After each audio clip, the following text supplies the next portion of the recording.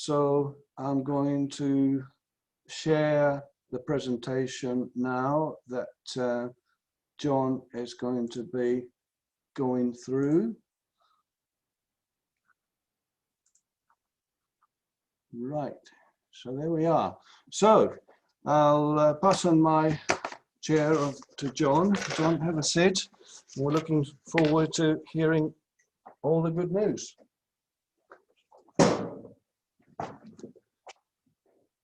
Thank you, Andreas. Just clear the decks a little bit and get ready for this. Who'd have thought 12 months ago at Amesbury Abbey that a year later people like me would be engaged in a Zoom webinar of this kind. We've all learned a lot. It's been quite a year. So let's do what we usually do. We'll run through the season's highlights and explain some of the things that have been happening within the club. This season has been quite an experience for us all. We were working up towards the normal season when all of a sudden, at the beginning of the year, March the 23rd, we had the national lockdown and fisheries were declared unable to open. There was quite a bit of confusion at that time and we didn't really know what we were to do. But it did prove a good test for the club's infrastructure. We were in the middle of the membership renewal period, which is probably one of our busiest times. And we were also preparing to open the game waters, which for the keeper team is also their most busy time. We had to shut the office. Andreas worked from home. Between Cobham and Salisbury, we managed to get the memberships done by computer, by post, by all sorts of means. And the keepers continued with the maintenance and with their work. There was some confusion at that time. People were declaring that the only work that could be done was essential work, and this work wasn't. All the clubs in the area did agree at that point, and we produced a letter for the keepers to carry alongside our partners in the piscatorials to say that we were authorising them to do exactly what they were doing. It resulted in a very slow start to our income stream. Normally that's the time of year when we take most of our money. And talking to members on the phone, I know Andreas had a number of conversations, I had a few, members were uncertain about what they were to do, and clearly people were thinking about finances, were thinking about how long this was going to last, etc., etc. Then suddenly, although we expected fishing to reopen at some point, and thanks to the Angling Trust it did, the Prime Minister announced on the evening of May the 10th at 7 p.m. that fishing could restart and travel across the country could restart on May the 13th. So we had 30 miles of river ready to open in 2 days. Most of it was ready, but good winter rainfall had kept levels high, and we had flooding on some of our banks, particularly at Amesbury and Herdcott, so they weren't opening anyway. And indeed, we had a very busy start with lots of anglers turning up in the first part of the season. And sadly, we had some disappointing behaviour on the banks, people gathering together at Durnford, for example, and we felt that there was rather a free-for-all. We'd had to withdraw the return books because of the possibility of contamination, and we had no means of control over what was going on out there. This situation didn't continue, and certainly we'll see in the slides later on that that very busy first few weeks did fade away as the season went on. One of the characteristics of this season has been that our rivers have been choked with weed, and there's two fine examples in front of you at the moment of what it can be like if we're not allowed to intervene on behalf of our members and cut and remove some of that weed. So why did we find ourselves in that situation? Well, very early on, the Environment Agency informed the clubs that they were going to be unable to install and operate the usual weed removal booms at Harnham and Quidhampton on the Wylye because of the COVID issues. They need too many people in too close proximity in boats to install these things to be able to do it safely. So we were told there would be no weed removal system as normal. We would be permitted to cut weed as clubs and owners on the river, but we would have to remove it and dispose of it ourselves.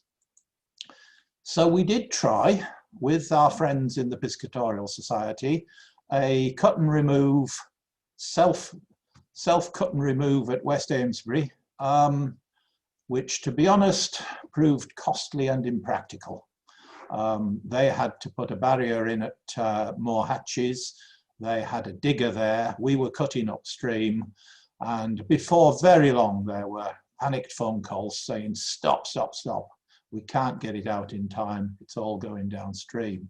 So we did no further cutting through the season. And this did lead to fishing being limited at some sites. But the later season saw the weeds start to die back, and certainly the swans did a good job at places like Stapleford. Indeed, they cleared Stapleford towards the end of the season. So we've seen a season with full weed growth, and that has to be good for the fish, and that has to be good for the invertebrates. What we've concluded is that this year has reinforced the value of the existing Wiltshire Fisheries Association, clubs and owners, Environment Agency arrangements for weed cutting every year. Over the years, we've come to cut less and less weed, but we do need to cut some. Every year, the WFA agrees weed cutting dates with the EA, and all the clubs pay a levy for them to remove this weed, install the booms, etc. They truck it away, and it works very nicely for us, and we do hope to be able to return to that system next year. I'll just go back one there, because that slide that's there shows we're coming on to talk about the fly hatches, and what you're looking at is the Granham to the south of Salisbury at the new bridge at Harnham, which is one of their most prolific sites. We have had excellent Granham hatches early this season, but you weren't there to see it. You were in lockdown. There were a few left over by the time people arrived on the river, but this is the earliest fly that brings the fish up on the Avon in particular, and it can bring the fish up in quite the same way as the mayfly do later on. It's also the fly that we've been involved in transplanting upstream. We put flyboards in down below Salisbury. You can see those down in the bottom right-hand corner. And we take them upstream, and the flies are now hatching at Durnford, where we've transplanted them, at West Amesbury, where we've transplanted them. And this year's batch went into Stonehenge. So we may well see Granham as our first decent fly at Stonehenge next year. There were not many hawthorns. That's the black gangly terrestrial fly that again brings the fish up in the slightly later season than the Granham. And we had fairly average but prolonged mayfly hatches, but certainly plenty of fish were caught using the usual big mayfly patterns. It's a time of year that a lot of people enjoy because they can actually see the flies to tie them on. During the summer, it's the spinnerfalls, and particularly the blue-winged olive, that bring on the sport in the evenings. And I think what we are noticing is that things are moving later and later, and that the olive hatch was average, but the longer you stayed, the better things would be. There's also some evidence that they're starting to lay their eggs in darkness, and this might be to do with different populations of blue-winged olive that perform in different ways. Later in the season, the pale wateries and the medium olives start to appear. These are the lighter coloured ones, sometimes quite hard to see as they flutter up, but they were there in quite some numbers and were bringing the fish up. We didn't see a great many midges and reed smuts, and we speculate that this is probably because we had some pretty good flows through this year. These things like the siltier, slower water. So moving on to projects. Each year about this time of year, we plan what we're to do for the following season, and we separate our routine maintenance, the grass cutting, the fringe cutting, the stocking, the weed cutting, everything gets put into the calendar, and any space that's left over, we try to spend time working to upgrade and improve the fisheries. So some of this year's examples, we made alterations to the flows at beat 11 and 14 at Durnford, which would allow more opening of the beat 12 hatches. Above beat 12, the river is fairly heavily impounded, and those beats are slow and silted, and we've long wanted to get those hatches open a bit more. But the main reason for not doing so has been that it feeds a domestic sewage system behind the houses on the estate. And so we agreed with the estate that we would lower the water takeoff for them, and you can see these two takeoffs now across the water at beat 11. Water gets into the sewage system at a lower level, and we can open beat 12 hatches and let the water flow through. It may seem fairly technical and complicated, but it has made a real difference. We successfully experimented with black plastic sheeting, suppressing ribbonweed growth on beat 7. Ribbonweed is the weed we don't want. Black plastic sheeting, used in just the same way as people do in parks and gardens, but held down with rocks on the bed, has proved to be able to successfully kill the weed on the bottom. So we're going to extend that. And if you see large areas of black plastic on the riverbed, it's not rubbish, it's our environmental work. We've remade various bridges, gates, stiles and seats. That's an ongoing thing. Every season we're engaged in doing that sort of thing. One of our big projects was to fence the first section of beat 13 at Durnford. Beat 13 is a lovely beat, and that's where the granum are. So if you want a place early season next year, the transplanted granum at Durnford are in that beat. But the cows had been invading it.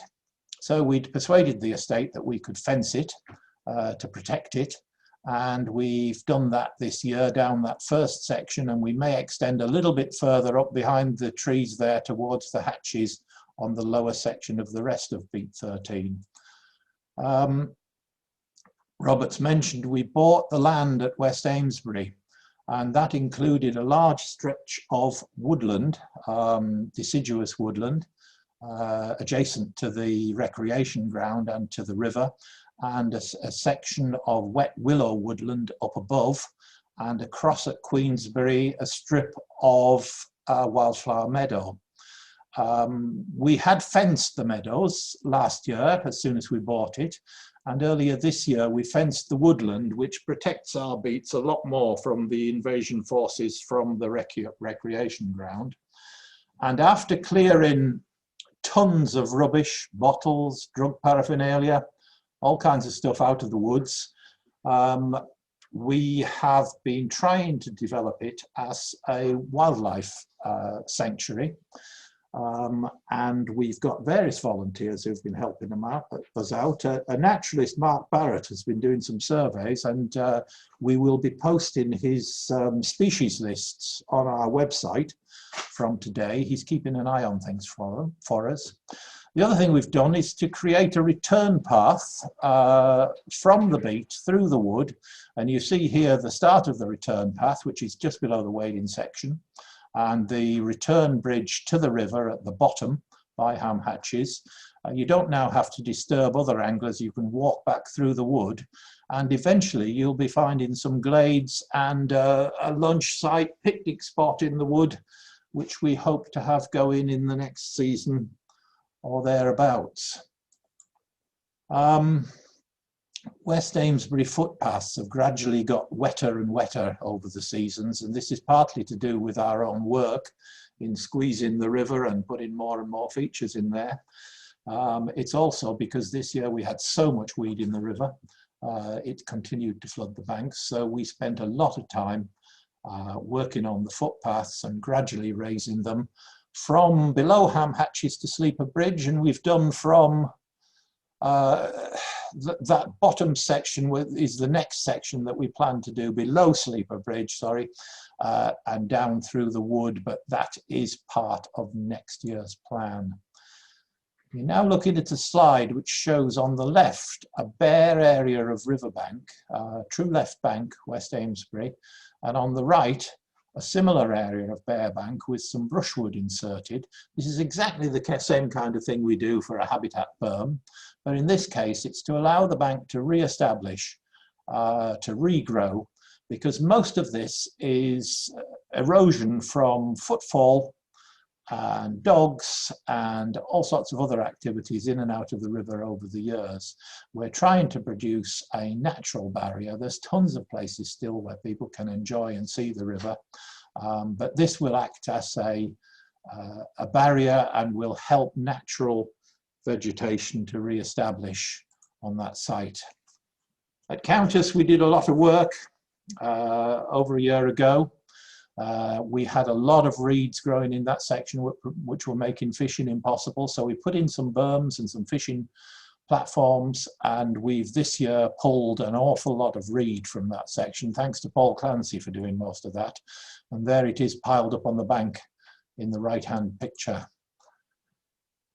We try to gravel jet every year. We haven't done it for a couple of seasons because we've been so busy with other things. But the gravels in the River Avon are essential for the populations of invertebrates and fish. And these gravels become silted and ultimately concreted and are then no good to the invertebrates and no good to the fish. We've done some before and after surveys of the invertebrate life in these gravel areas before and after we've jetted it, and we find that the invertebrate life increases massively after we've done this.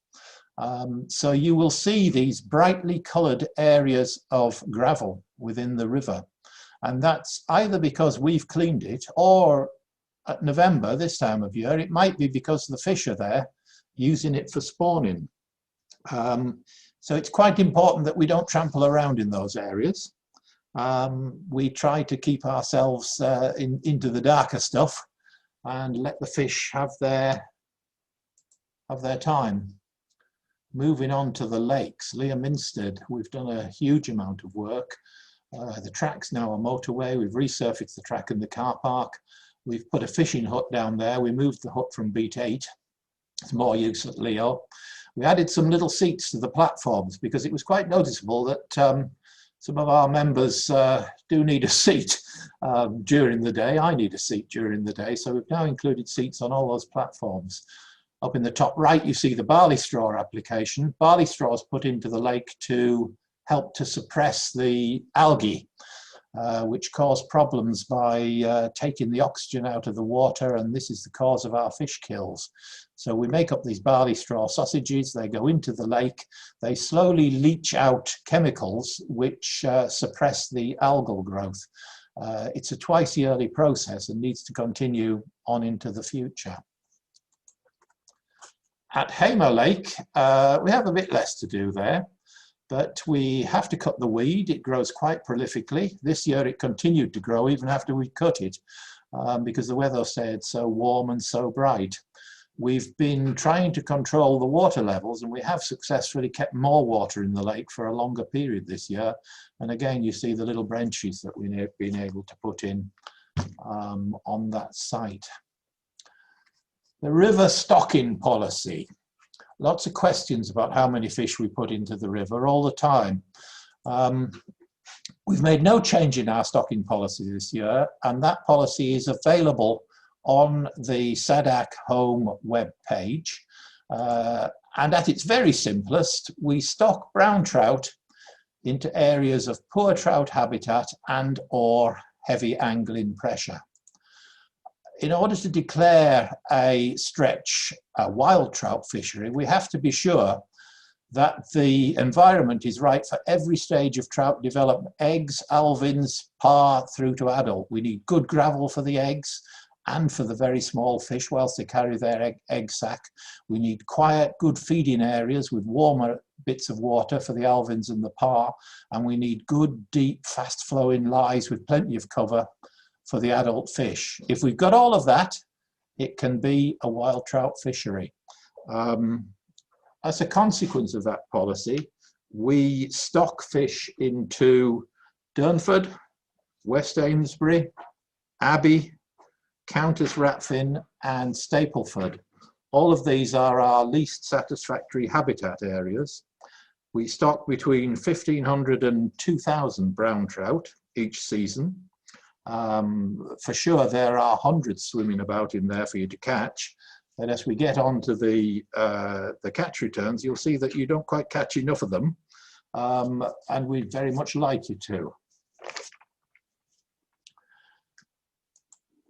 What happened this year is that our regular brown trout supplier, for various reasons at his site, was unable to deliver the fish we'd ordered.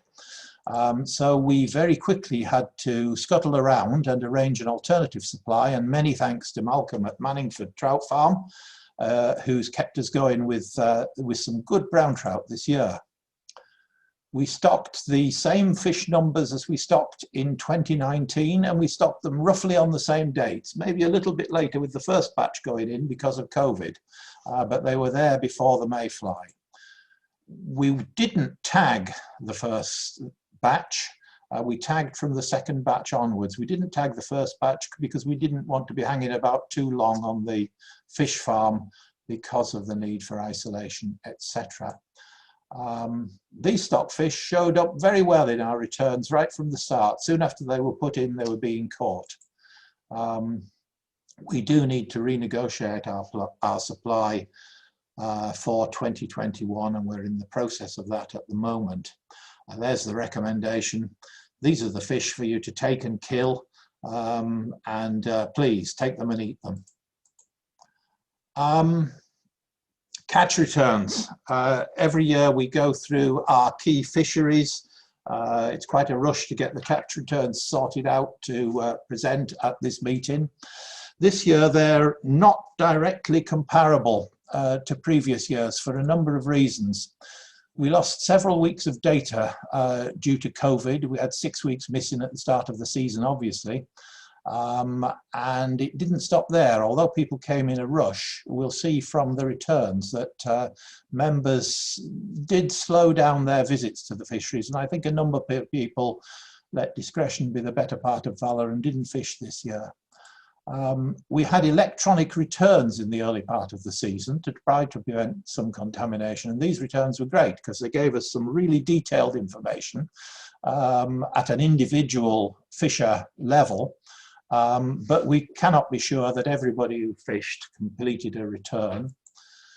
We put the return books back in June, partly because we were struggling to manage our fisheries. We didn't know who was on the beats, and it was necessary for our bailiffs, and we recommended that people carry their own sanitizer and sanitized after touching the books, etc. So they came back in, but we still lost some data because some charming person chucked them in the river at West Amesbury. The first batch of fish were untagged, you've heard that, so we can't distinguish quite so easily between stock fish and wild fish. What happened this year? Well, in summary, we've had quite a lot fewer visits. The returns are good, that's speaking for the rod average. We've kept up returns as good as we've had, and in some cases quite a bit better. The grayling have increased. We talked at the last game meeting about the loss of our grayling over several seasons. You'll see on the slides, you need to interpret it carefully, but we have got quite a recovery in grayling. They've had a good spawning recently.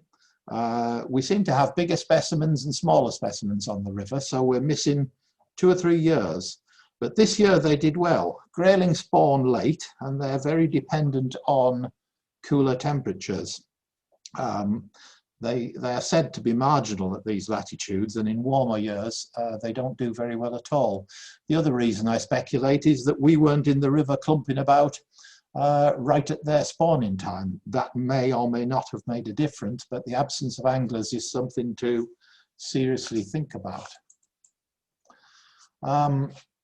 Our headwaters fished better, and you'll see when we come to the easterly slide how well they fished, but Manningford did very, very well too.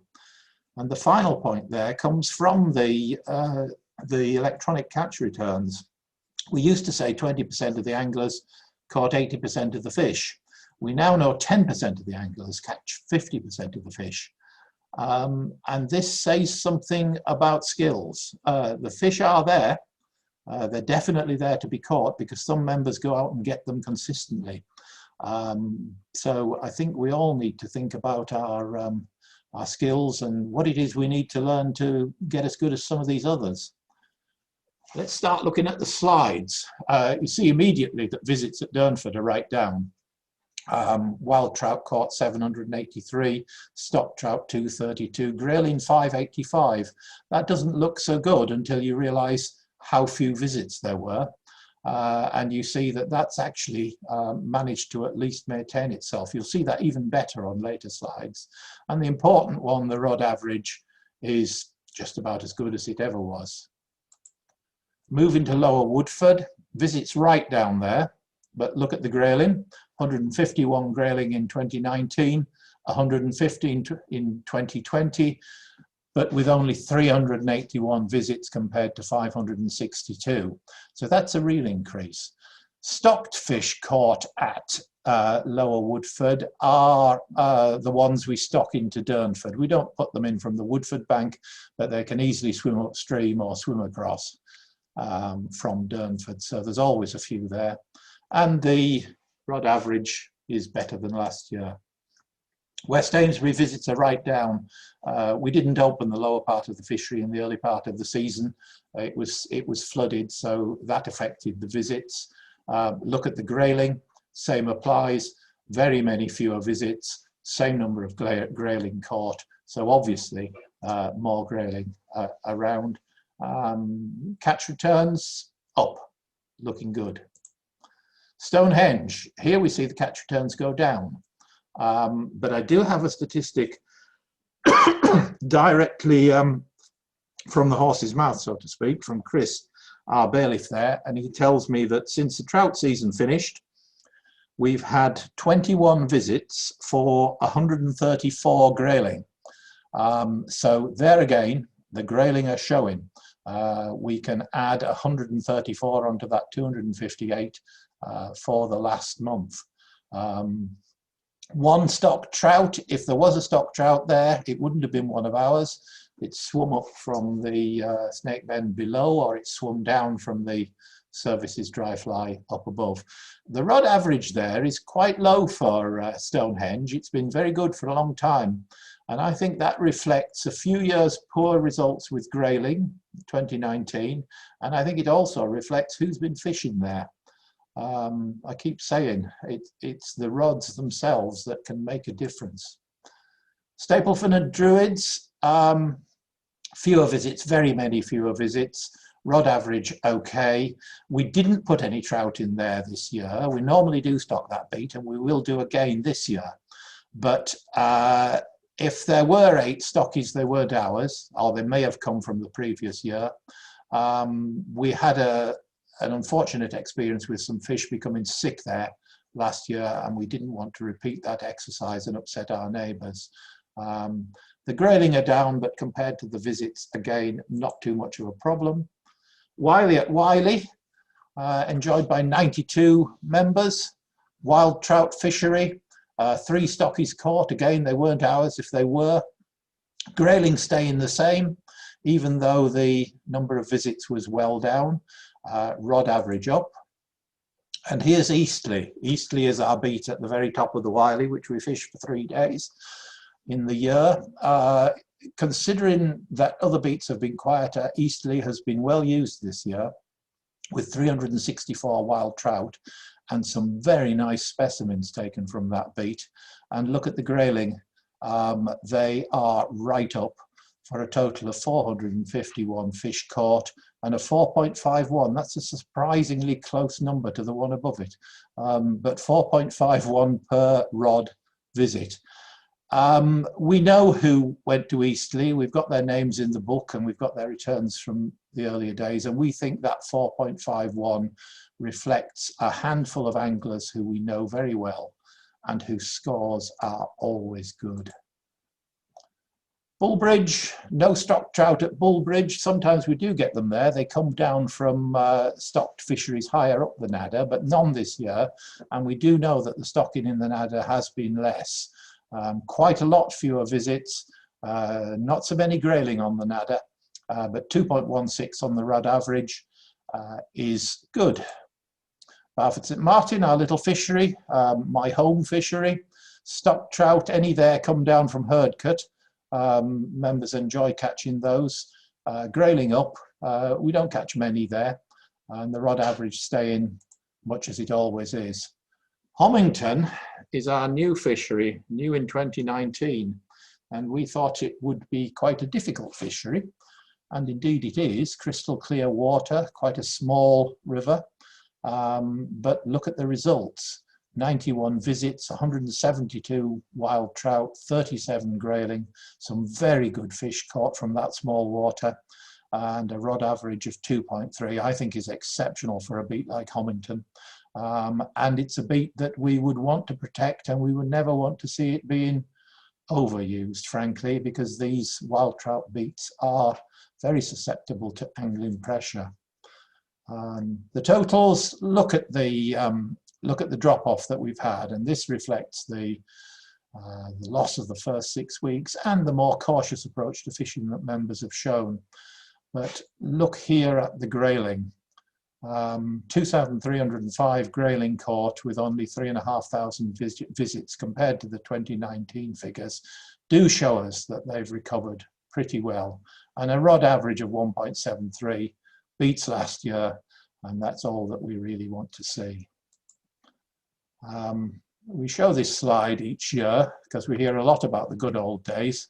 You can see that from 2003 to 2009 what the numbers were. The stocking level, of course, changed dramatically in 2020 and for the previous 10 years because we simply stopped stocking quite so many fish. The trout caught here is this year's total. It's lower than we would expect, so hard to compare. Look at the grayling. They went up and down even in those earlier years. And so I don't think we need to worry about them quite so much as we did. And look at the rod averages. It's all much of a muchness. Wild trout, stock trout, we're still catching fish at about the same rate per rod.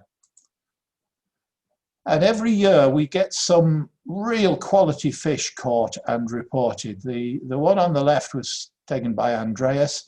And it's there as a really nice specimen of a wild trout. I like the little bit of China white at the bottom of the fin, which is often a sign that the wild fish will show. Up at the top right, that fish is from the Eastleigh beat, and that's quite small water, but look at that fish. We know who that angler is. We can tell by his sleeve and his delicate wrist. That's a beautiful fish.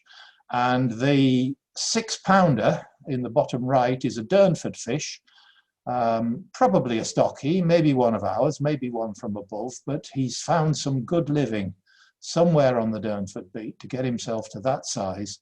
And that member went home very pleased that day. The trout went back safely. The Rainbow Lakes, spent a lot of time last year at the game meeting talking about the Rainbow Lake fishing, which had been falling off in the previous years.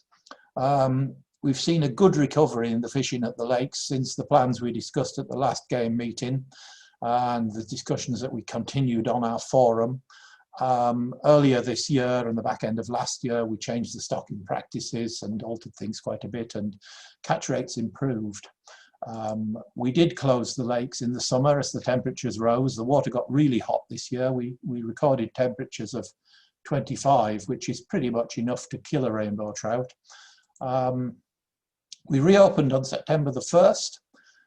The fishing was poor, no fish caught in the early weeks. and the temperatures remained high and the weather very dry. We did have a decent level of water at Hamer, but the water in Leo was quite dark, quite coloured, and we think probably had quite a bit of algae in it. We built the stocking up slowly because we did find that at Leominstead in particular, we lost fish when we put them into that lake in that early month. And so we didn't really push too many on until things started to get better. And heavy rain and colder temperatures in late September and October brought us some real improvements in the fishing at those two sites. Here we come to a more serious section of the presentation. The most recent catches at Leominstead and at Hamer, the rod averages have been 1.8, which is about where we want to be, but at Hamer 3.5 fish per day. After that slow start and the high temperatures, particularly at Leo, and after our attempts to sort out what was going on there, and our keeper discovering that he needed to acclimatize the fish because of the chemistry of the waters, we're now seeing much, much better results at those two lakes. But I do want to say that we run these fisheries as a bit of extra sport for members when the rivers are out of season or out of form. We don't try to do what the commercials do. We have a few rules, and they're there to try to promote stock turnover, which is essential in a rainbow trout fishery. You've got to take the fish away because they quickly become stale.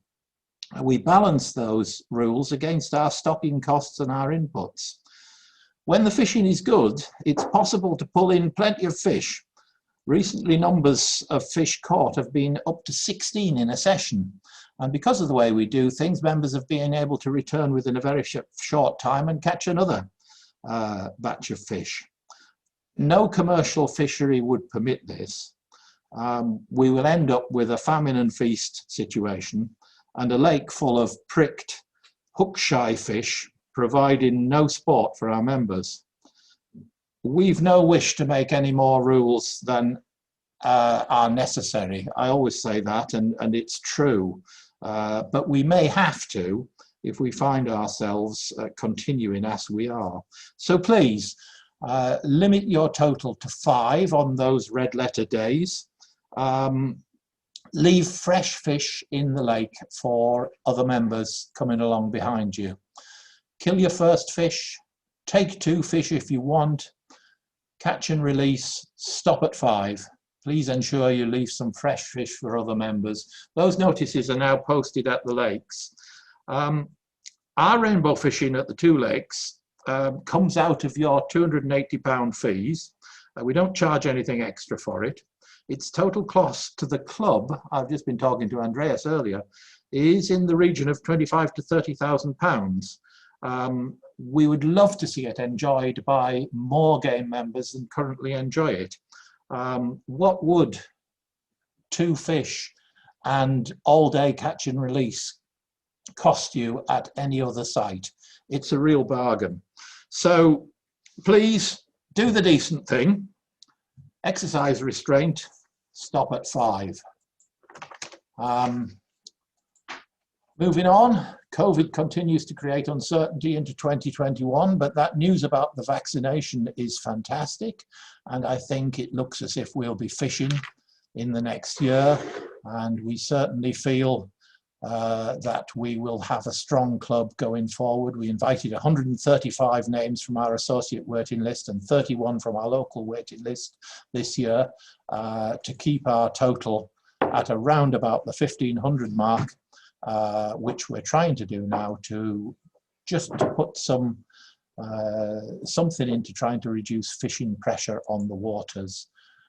We have a healthy 2-3 year waiting list. It means we're doing something right, and it means we can have some confidence for the future. 2021 is going to be a year of consolidation. We've started talking about our plans. We're not looking to expand our membership. We're not looking to expand our fisheries portfolio. We're not looking for major projects. We want to improve the quality throughout the fisheries. We've got to establish a new fish supply contract, and we're well underway with that. We've got to re-establish the weed cut scheme with the WFA and the EA, and I know the WFA are well onto that particular task. We are going to be continuing to operate our invertebrate monitoring schemes, our vigilance on water quality. We've been doing a lot of testing, a lot of campaigning, and we want to be very careful about when anybody is putting into our rivers. And this is now becoming a national issue, and we're quite pleased that the campaign is growing. But we have some issues on our own waters, and we want to ensure that we keep up the pressure. So there we are. There's a nice grilling to finish off. Enjoy the rest of the season. That's it for the 2020 update. Thank you. Okay, John. I'm sure members can hear me. I'm sitting as close, but yet as far as I can from John, just to make sure that we don't pass on the dreaded lurgy. We did have a few questions from attendees, which I'm going to go through now, and we will answer them with John. The first question is, can the committee confirm that there will be no further expansion of the existing beats designated as game wild fisheries, and that stocking levels will stay the same as this year? On the stocking levels, yes, we can confirm that's the agreement that we're looking for with our potential new supplier. In relation to the designation of beats, I've been through that in the slides. The water quality, the river environment needs to be just right for us to dare declare something a wild trout beat. There's one beat left on our hit list that we would want to go wild, and that is Stapleford Druids. It's long been an ambition to join in with the Wild Wiley project, but we do have some work to do there. We'll be stocking that one next year.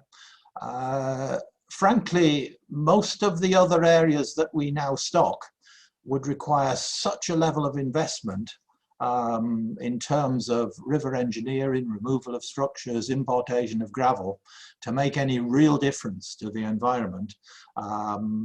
They're also the beats where we have some pretty heavy fishing pressure, that it's unlikely that anything will change in the foreseeable future.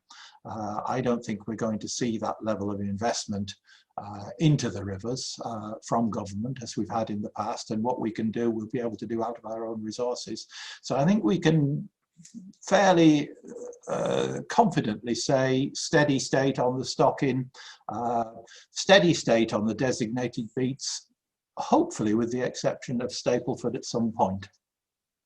Yeah, John, and I only wanted to add that particularly as we saw clearly this year, because of the electronic returns, that 10% of our anglers, they're catching 50% of the fish. Yes, these 10% of the anglers, they'll catch fish anywhere in all conditions and good on them.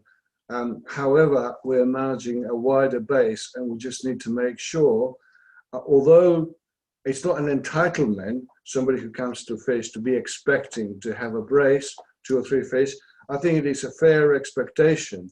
So I think supplementing with the current stocking levels, I think is essential to put a smile on everyone's face when they're coming down from places like London or further afield.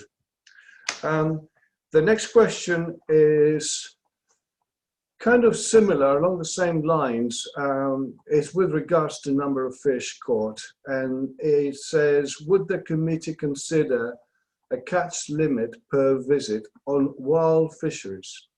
And he expands saying, say hook and not necessarily land 8 fish and then move on. I suspect too many spooked fish make life that more difficult for us amateurs. Fishing pressure is a real problem, and some of the wild beats are more delicate. We've talked about Homington, we've talked about Eastleigh, and I've also talked about the pressure on the rainbow trout on our game lakes. There is no doubt that fishing pressure is key. As on the game lakes, we haven't at this stage changed the rules, but we do hope that members will apply common sense and restraint when they're fishing. There is a point at which you should call it a day. I think there's no doubt about that. There are some days, and I've done it, I've caught 20, 25 fish, and I've said, time to go home. When it's easy, it's not half as much fun as when it's hard. So no, I don't think we want to impose a rule, but I do think we need to talk more with our members about fishing pressure and the importance of maintaining wild fish in a wild condition. It is something we're watching closely, and you've seen that we're pushing the membership down a little bit as well in order to achieve that. If we find that those beats are more heavily visited than they are now, we might control it in other ways. We can control the number of visits, we can control the number of rods on the beat. So yes, it's in our minds, fishing pressure. Okay, the next question is with regards to the dry fly only rule, and the member asks, does the dry fly only rule in April, May and June, as rising fish are few and far between unless you can fish at dusk, does this dry fly only rule seem relevant? It may not be relevant today, and there may be fishing methods available that would enhance your catch at that time of year, but we're in large part a traditional fly fishing club, and some of these rules we have because they've always been there. Another reason we have them is because a number of our landlords insist. I don't think we need to be ashamed of the fly fishing traditions. It's what we've got. There are always beats where that rule isn't applied. So there's somewhere to go for those who want to fish the nymph at that time of year. So I don't suppose we will be changing things on that front. We're rather proud of being old-fashioned and out of time, maybe. But yeah, you've got somewhere else to go if you want to fish the nymph in the early part of the season. We've got plenty of beats where that rule doesn't apply. Yeah, you're absolutely right. I mean, we have carefully chosen the dry fly only rule, John, where we have particularly high fishing pressure, which would be West Salisbury, it would be Lower Woodford and Durnford. And the other thing to say is that it is not true that unless you go to at dusk and you fish at dusk, you fish won't be rising.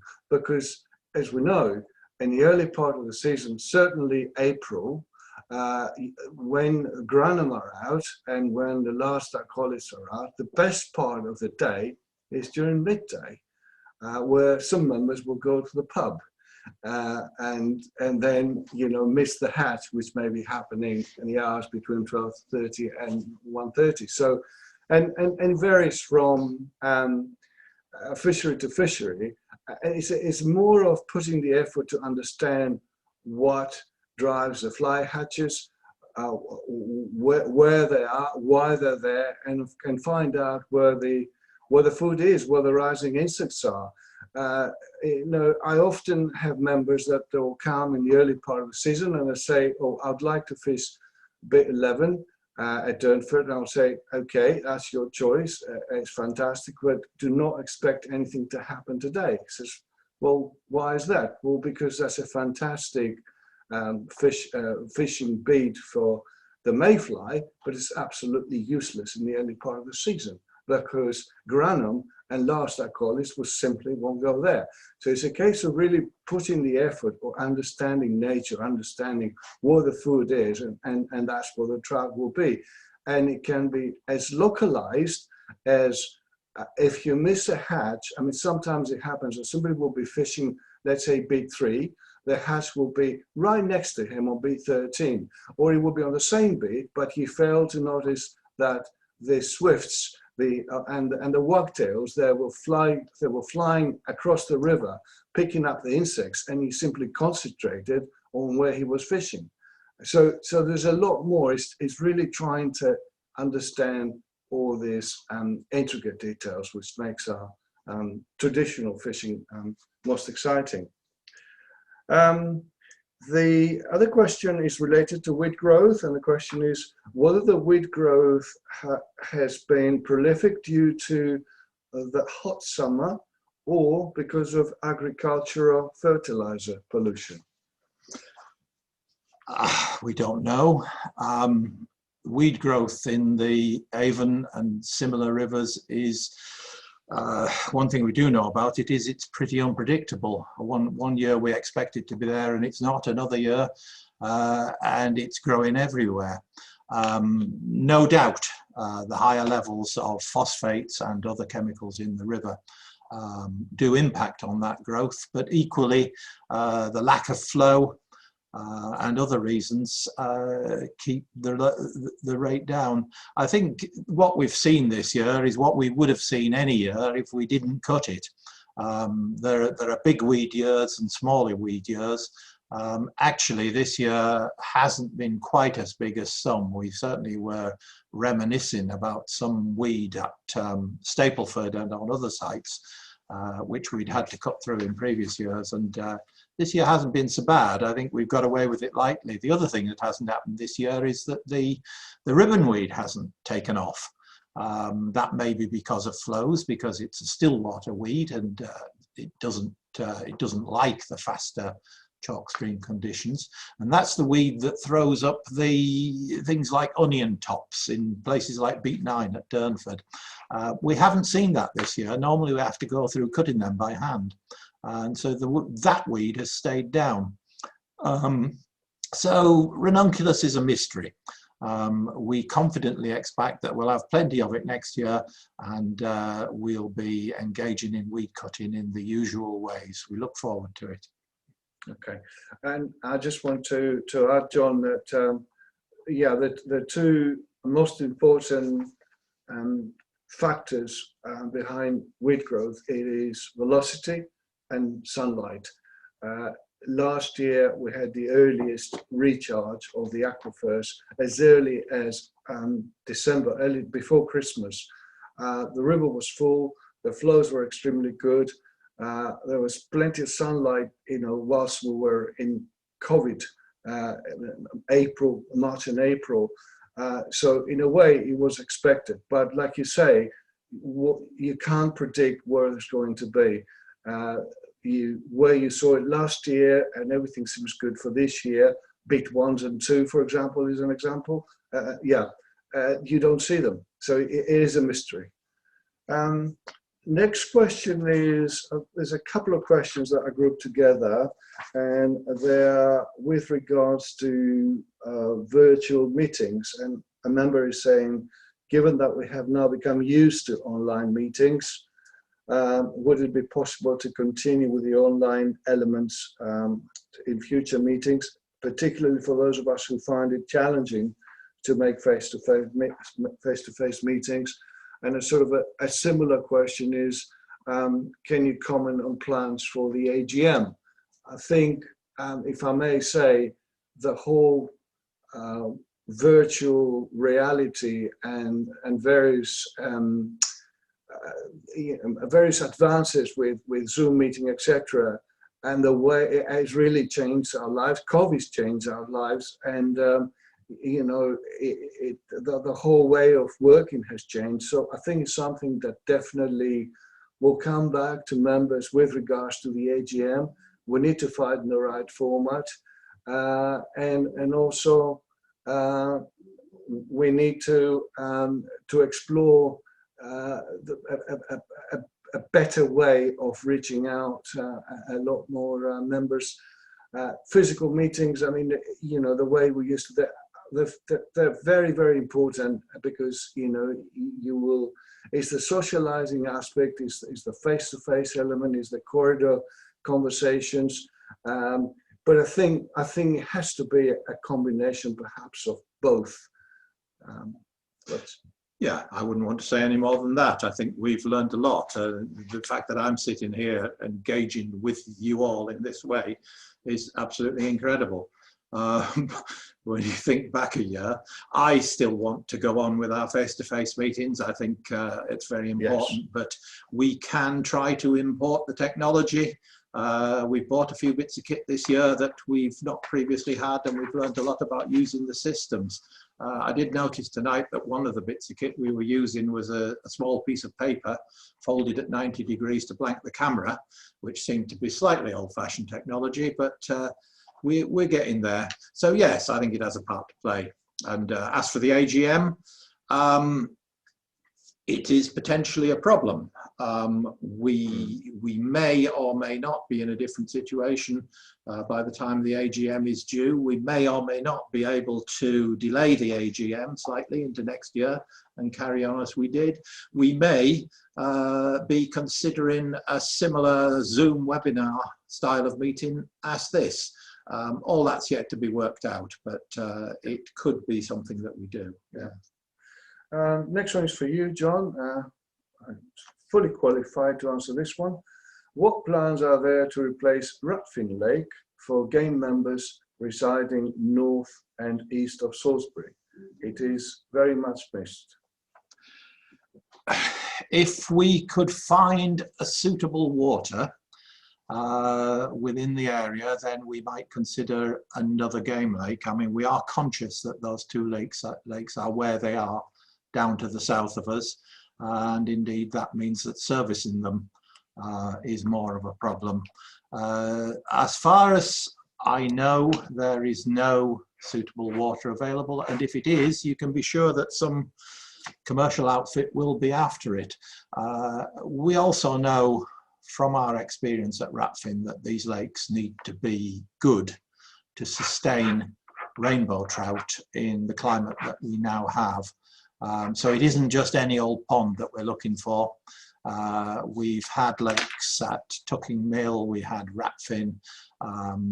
Neither of those proved satisfactory for the keeping of rainbow trout, particularly Rutphin. It was killing fish every year. So yes, it's something we'll have in our minds, but I rather doubt that suitable water would be found.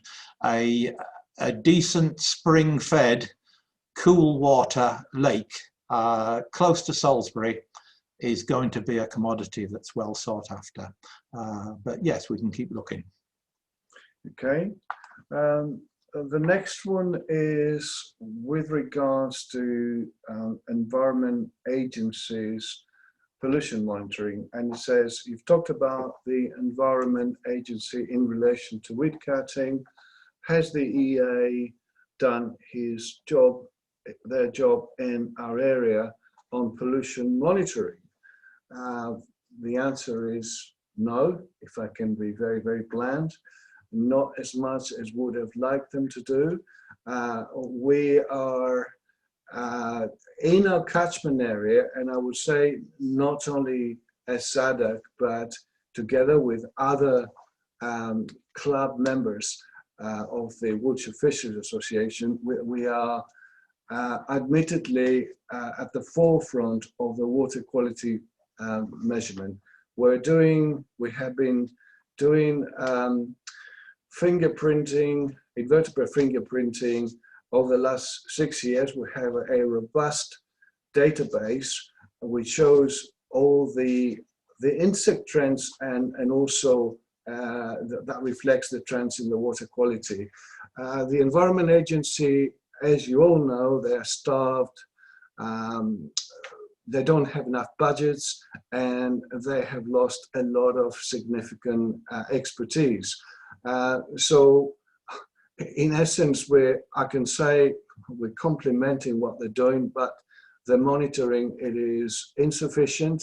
And in a number of cases, it really feels like the water companies, irrespective of where they are, you know, whether down here or up north, they've taken the role of self-regulation. I've asked the question a number of times to the Environment Agency, okay, what is your assurance in terms of what numbers that they're giving you in terms of what's been released? And I haven't had a satisfactory answer. So we are vigilant. That's an area that we are continuing, and we are improving all our diligence. We are having more eyes and ears on our rivers. You can call it the river watch, similar to a neighborhood watch, and we will make fuss. We will really, if we see some obvious signs, like for example, wet ones flowing down the outflow sewage pipe from a sewage water treatment plant, or a smelly river, etc., we will really make a big fuss. But no, it's insufficient, the current monitoring.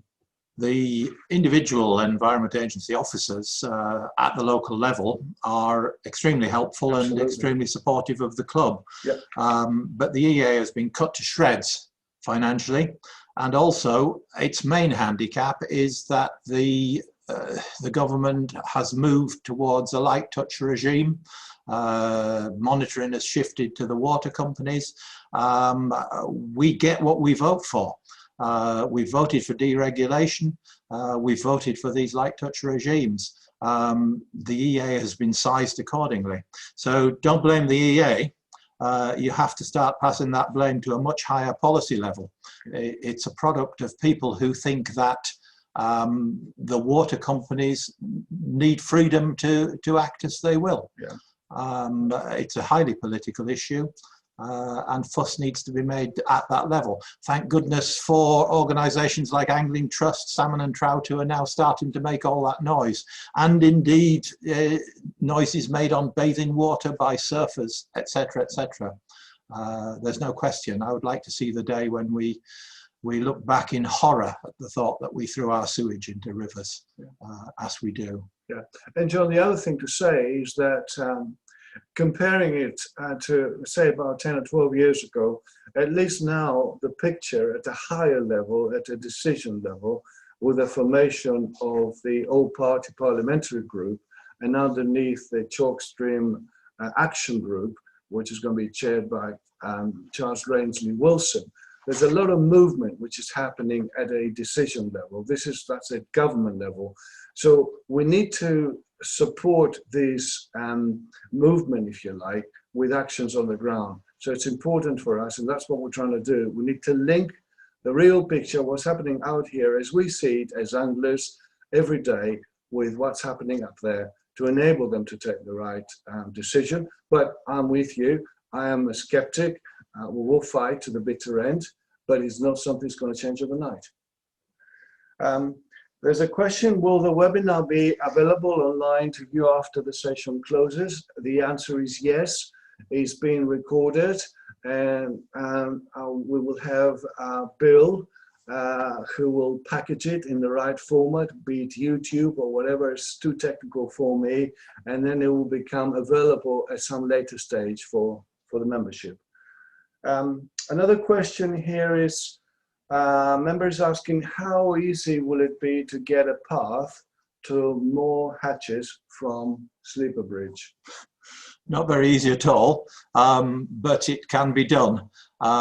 It's probably the deepest, boggiest bit of woodland that we've got there, but we'll be able to do it.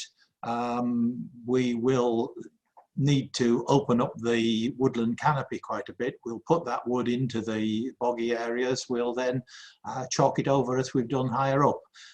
So yes, it's possible, but once or twice in doing these things, we've got ourselves into one or two tricky places with dumpers and other machines, because some of those bogs are bottomless. But yes, it can be done. It will be done. Fingers crossed this season. Okay. Next one is a I suppose it's a technical or a rule question. And it says, to avoid any confusion about New Zealand style, can the rule dry fly and nymph be changed to dry fly or nymph? So it's the rule in the book and the confusion that may be caused because of the clink, I see. Clink and dink. So dry fly and nymph, implying that you can use the two together. I wouldn't have thought of that. If people do, then perhaps it's time to change the rule. Yes. I think you really have to be looking for loopholes to go ahead with that one. As I said earlier, we're a traditional club and we fish by traditional means, and we tend to get a bit sniffy about some other ways. But we have allowed for New Zealand style. Interested to see some discussion on the forum recently about that, and one or two people saying I might as well not bother, I'll just use the nymph as it is. But yeah, I can see the point. It took me a little while, but I can see the point. And there's a comment, that's not a question, but it's a very valid comment. A member is saying that please point out that the early season nymph fishing can impact on spawning grayling. Certainly, that may well be part of the older thinking about that that particular rule. Although I suspect it lies more in the traditions and the battle fought out between Halford and Skews back in the day. But yeah, we don't propose to change that rule on these main waters, and I think we do have to think about our grayling. You know, the grayling is now a valued fish. There may still be some people out there who think it's vermin and needs to be exterminated, but actually we've so many members now who look forward to that end of the grayling season that we do need to think about them. Grayling spawn in the slightly finer gravel than the trout. They need smaller size, and they do so in the spring, and they need water not much warmer than 15 degrees C, which is about where the chalk streams are. If it gets warmer than that, and it does quite quickly in the early part of the season, they struggle. So we want to do everything we can to enable them. Yep. Another comment from a member. Lucky we didn't get big ribbon weed with spears this year, possibly due to higher flows. That's something which we discussed. It's very interesting what happened. I know John touched on he didn't touch, he explained actually what happened with insect hatches. Typically, when it comes to sort of an average year, average rainfall year, once you go into July and August, you start seeing a lot more simuliums. These are the reed spats and midges. This year, we didn't see that. In fact, Dr. Cyril Bennett wanted to photograph an adult simulium, which meant that he would have to first catch the pupa or the larvae. And he rang me and he said, I've been trying to get some larvae of simulium from West Ainsbury for the last week, and I wasn't able to. He had to go and find a sluggish place with very low flow on the Bourne to get some of these simuliums. So it's been, and the same thing happened with midges. So it's been a year that because of the flaws, we had what you would consider as the good flies, meaning, you know, the upwings, the granum, the last olives, medium olives, pale waters, etc. And of course, the other thing is simuliums, they prefer ribbonweed. And this is where do you get ribbonweed? In a very slow U profile deep bends. But we didn't have much of this year because of the flows.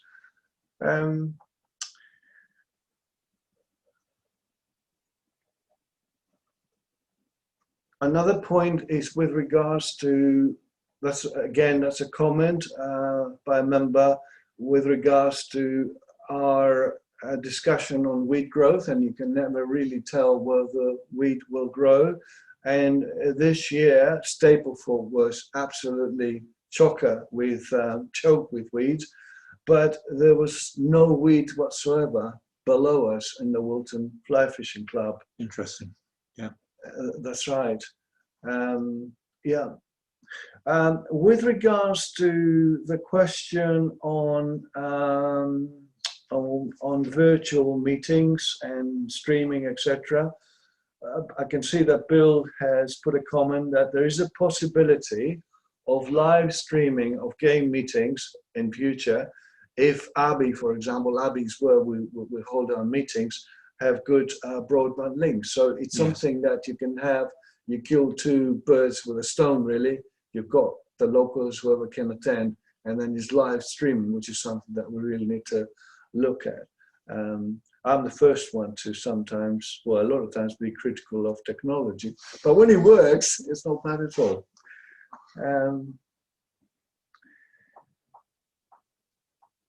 Yeah, the similar comment by another member who says some may wish to Zoom into a normal face-to-face meeting and we have the right kit at the venue. Yeah, that's exactly, well, it's a similar thing along the lines that Bill commented.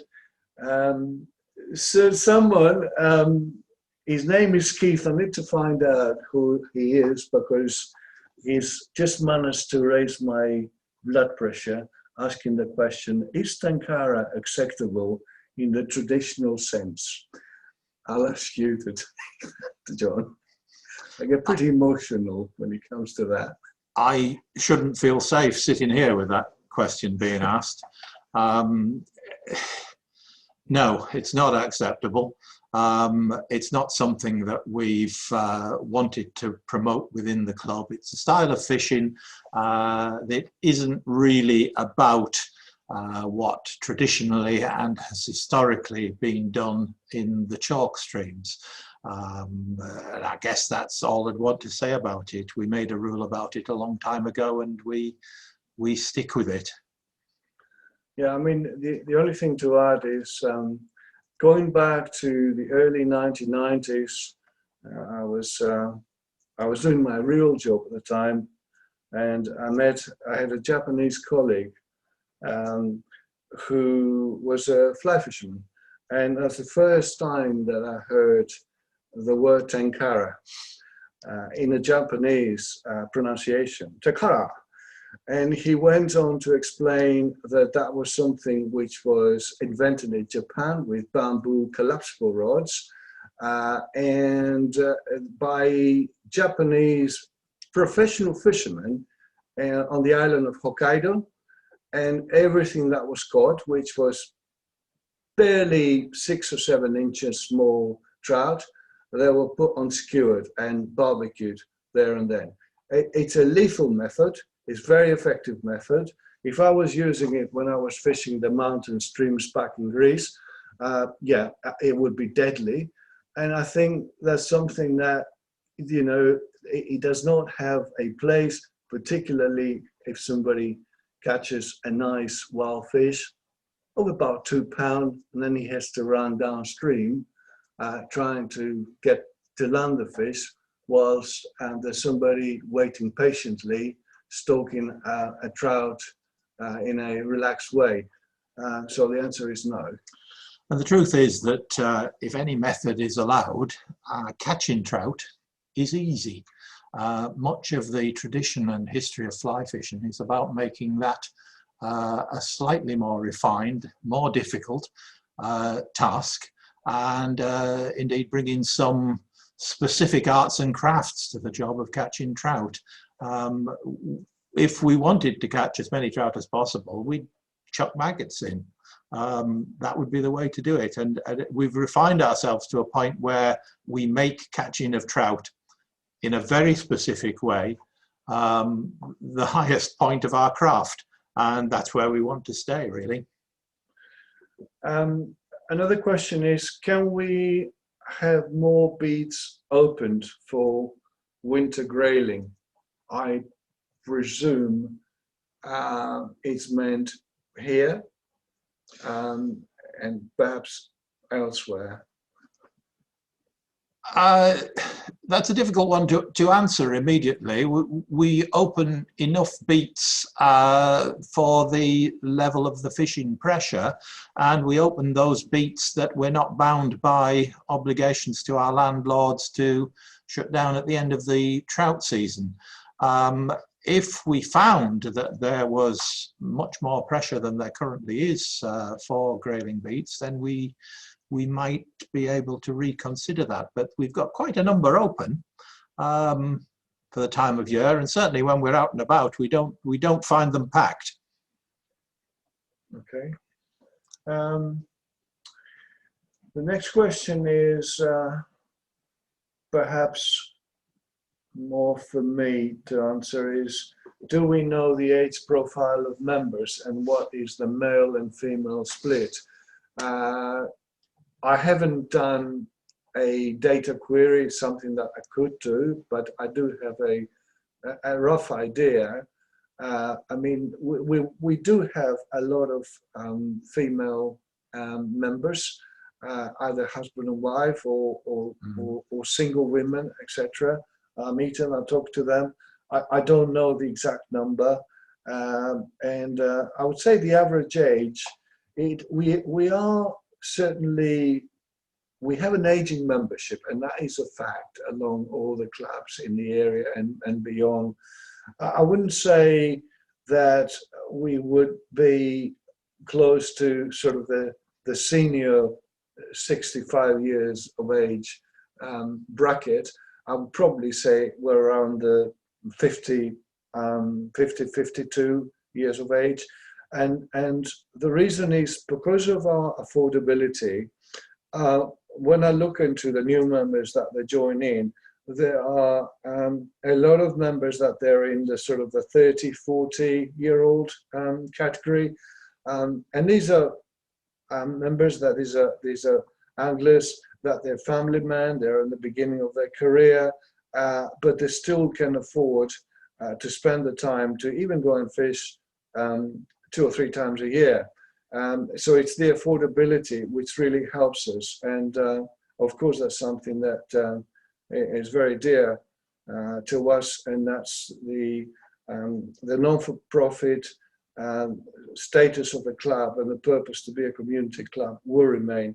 Each and every penny that we're adding on our membership is being challenged, and every surplus that we manage to make will only go back into the rivers. No shareholders, no bonuses. It'll go back to where it should go. So yes, but I mean, perhaps at some point I could do some data query to find out exactly what it is. But the membership, as John pointed out earlier, the membership numbers, the waiting list keeps growing. I mean, we added 61 local names on the full game waiting list since the start of the year, and we've added about 60 new names on the associate game waiting list after the end of April. So we're in a pretty strong position, and it's the affordability. It's not only the affordability. I'd like to say it's the quality as well, because we don't want to be cheap as chips. We want to be good value and good quality. Mm-hmm.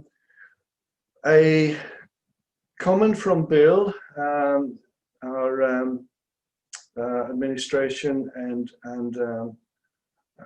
public relations officer.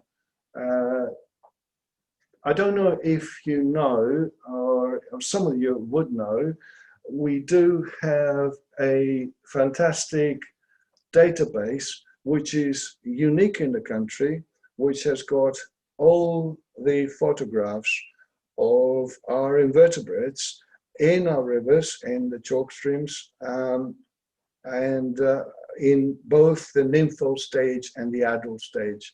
That's work that Dr. Cyril Bennett has been doing for over the last 30 years, and it's painstaking microscope, photography under the microscope, and they're just amazing pictures that can be magnified and they can be seen. And I think that's part and parcel of the whole fly fishing. So, you know, it's not only the fishing, but it's the fly as well. So that's something that if you go on our main website, on one of the tabs, you will see the SADC database. And I say unique in the country.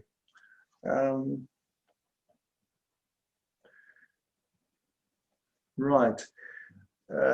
Question on catch and release. Catch and release statistics are in places looking very good indeed. If we want the best, look after these wild fish. Is it now the time to mandate barbless hooks? It's a good question, and one we should consider.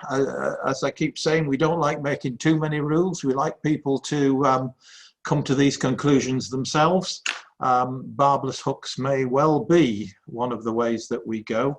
I think until recently, barbless and fly fishing didn't go very well together, and barbless hooks, barbless flies were hard to get hold of.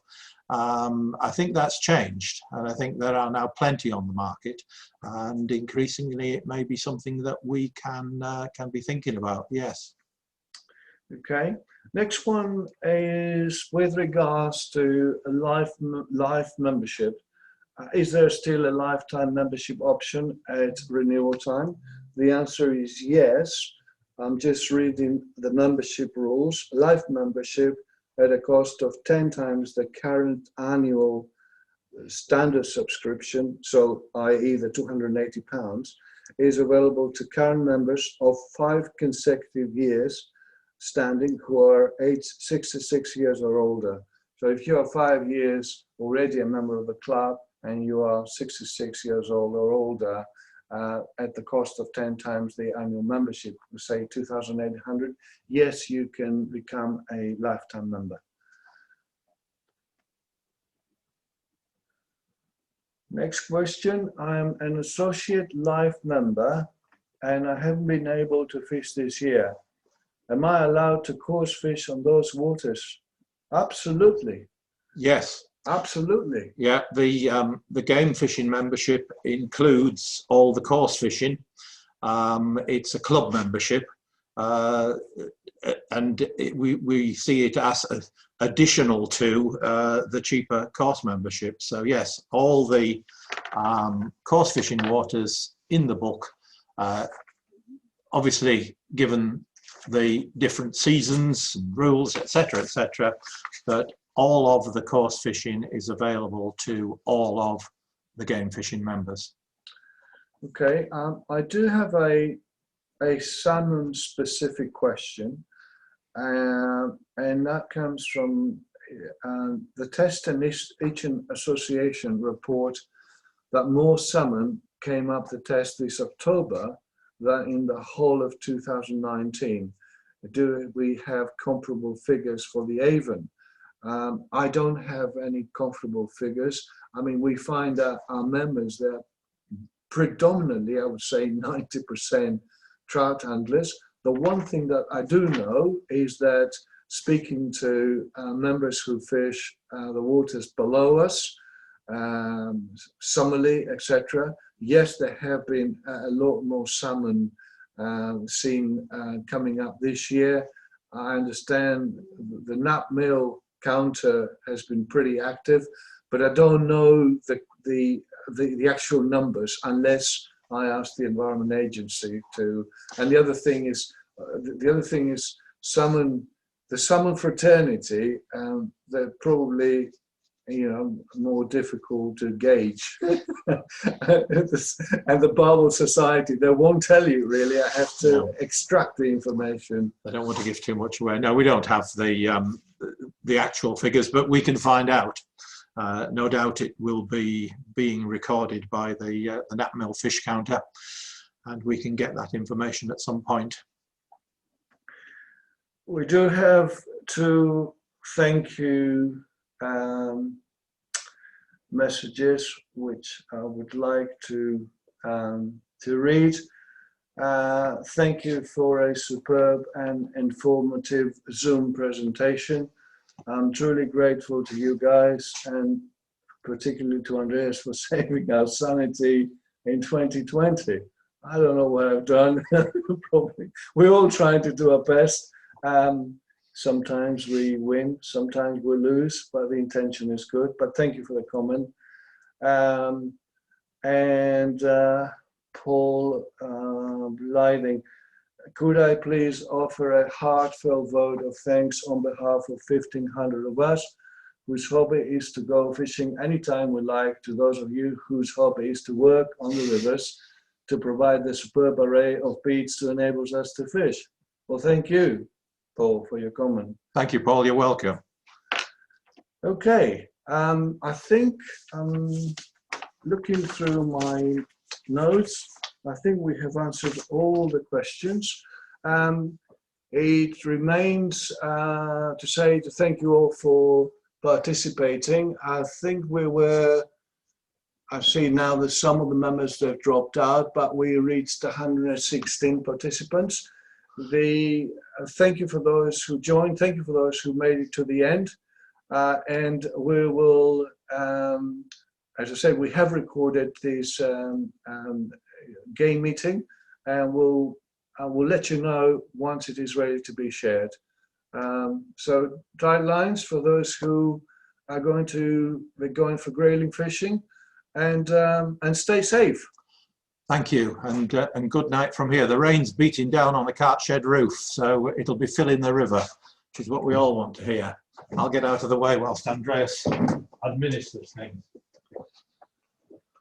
Okay, so stop sharing, and good night all, and stay safe.